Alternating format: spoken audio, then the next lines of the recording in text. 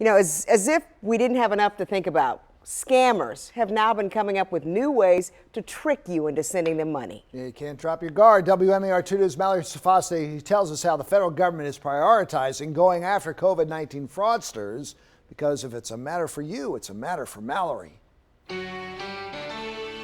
Already, the Department of Justice has seen websites promoting fake vaccines, phishing emails from scammers posing as the World Health Organization or CDC, groups soliciting donations for non-existent charities, and the list is just expected to grow. When people are at their most vulnerable, there's someone looking to capitalize. The coronavirus pandemic right now is certainly creating a lot of uncertainty that they're trying to use as leverage to steal from people.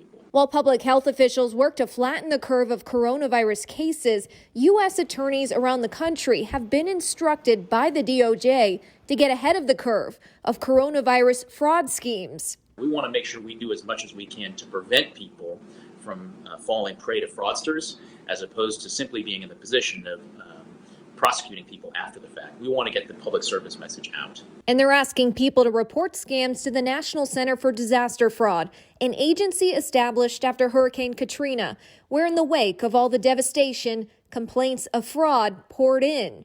Now it's a pandemic that's sweeping across the country, and U.S. Attorney Robert Hur for the District of Maryland said he's received reports that hit close to home. One fraudulent website was masquerading as the Johns Hopkins map of COVID-19 cases around the world.